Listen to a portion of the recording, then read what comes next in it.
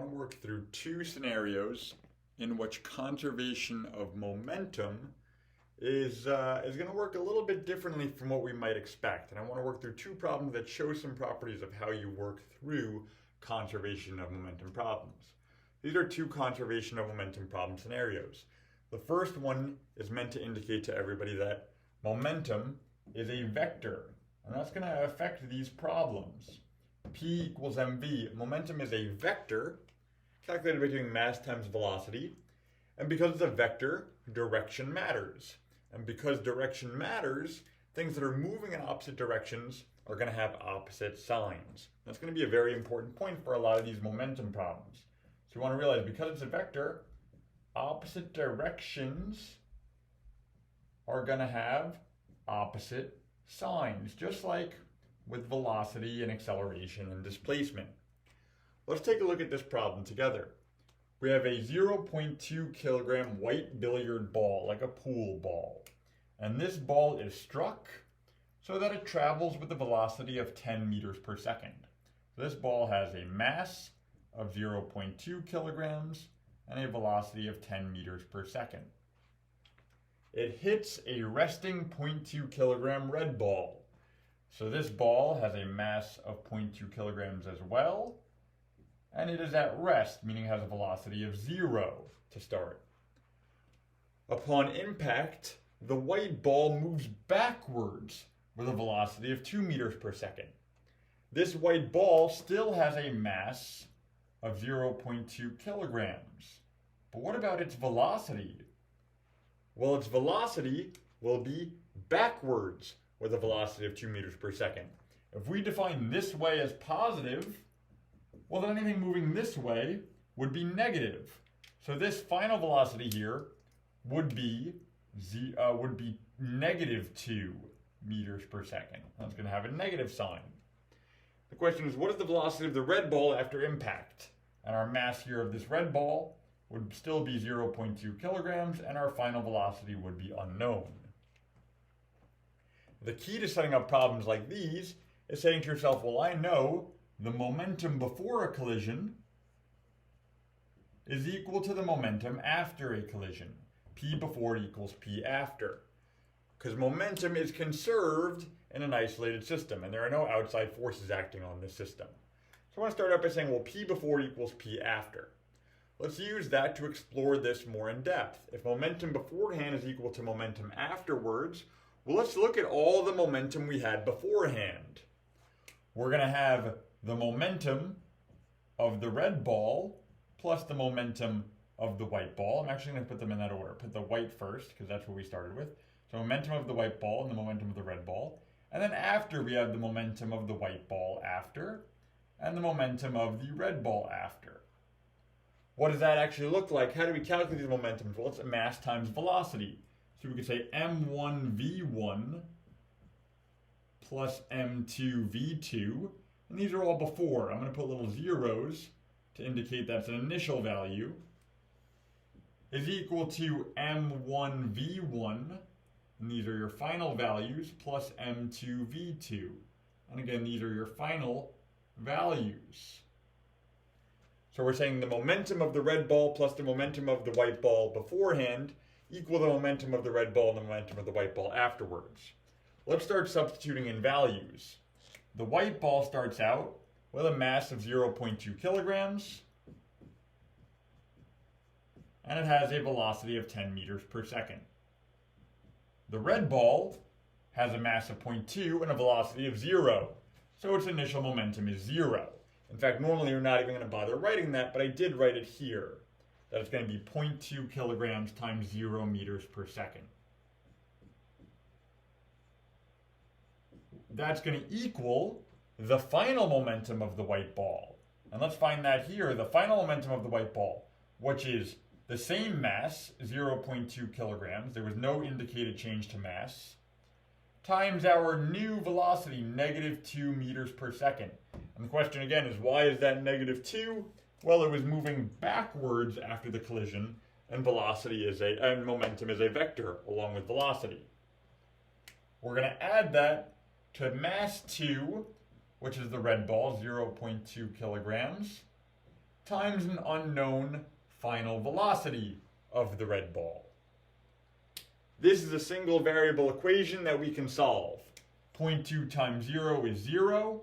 0.2 times 10 is 2 kilograms times meters per second. That's going to equal 0.2 times negative 2, which is negative 0.4 kilogram times meters per second, plus 0.2 kilograms times the unknown final velocity. Add 0.4 to the other side, and you get 2.4 kilogram times meters per second is equal to 0.2 kilograms times the unknown velocity. How do we find our velocity here? You simply divide both sides by 0.2 kilograms. That cancels out, and we get a final velocity here of 1.2 meters per second. I want to point out that it was positive 1.2 meters per second. So we can work through this. We find the value of our final velocity, 1.2 meters per second.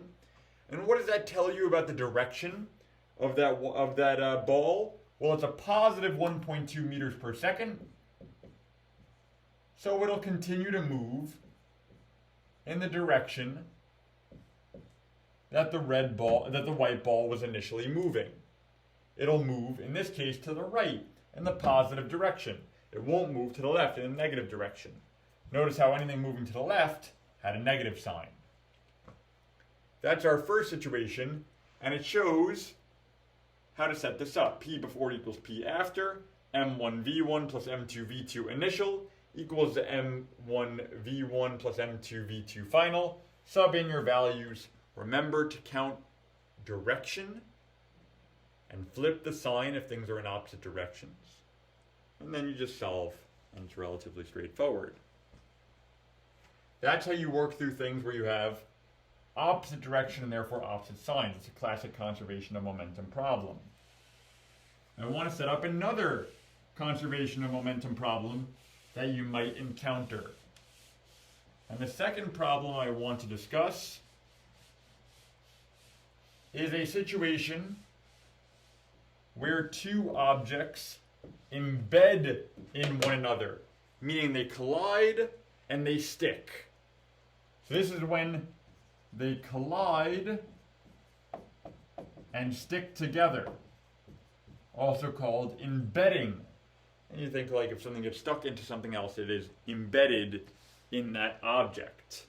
And again, this is going to be a conservation of momentum situation. I'm going to write this before. P before equals P after. Momentum before equals momentum after. That's always going to be true in an isolated system. Our new problem is a 0.1 kilogram arrow, I want to think like a bow and arrow, is fired at 25 meters per second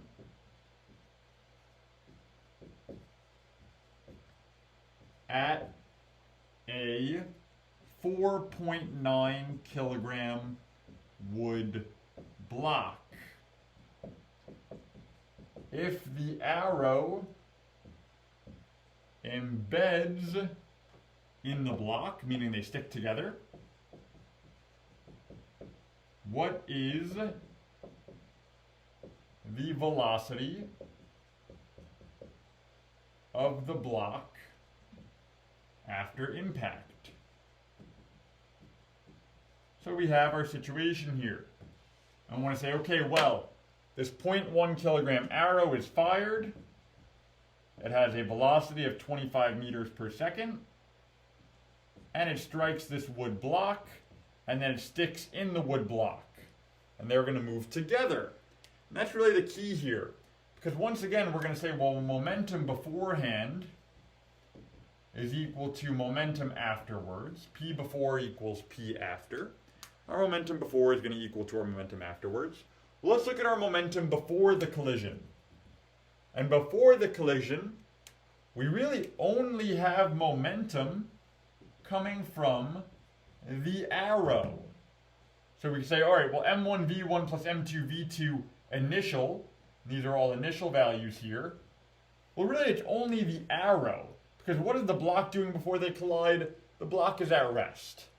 So we could say here, well, we have m1 v1, that's going to be 25 meters per second times 0.1 kilograms plus 0. So you don't even have to regard that. In fact, I'm not even going to put that there. We'll just cross this out. We'll say, well, that's 0 because the block is at rest to start. And what is that going to equal? Well, the momentum after. And this is the key here. What happens to the block and the arrow after they stick together?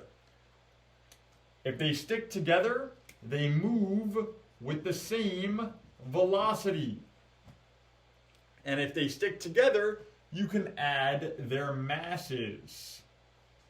If they have the same velocity and you add their masses, you could say, well, it's going to equal m1 plus m2 times the same exact final velocity.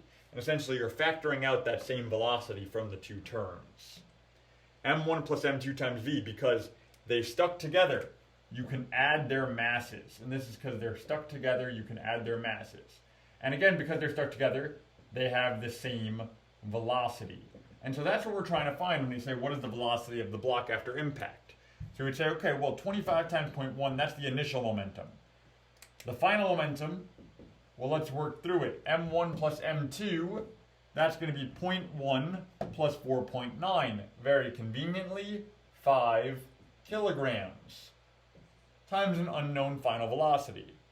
We do 25 times 0.1, and we get 2.5 kilogram times meters per second equals 5 kilograms times velocity. And you divide by 5 kilograms, and you get your final velocity, which is going to be 0.5 meters per second. Again, note, this 0.5 meters per second is the velocity of both the arrow and the block, because they stuck together, because the arrow embedded in the block.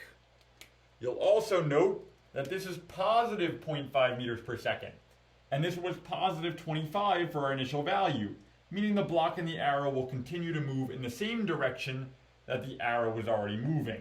If to the right is positive, this will move to the right. Those are two conservation of momentum scenarios. I strongly encourage you to write out the full equation each time to say, okay, well, P before is equal to P after in all of these situations. Now, if they collide and separate,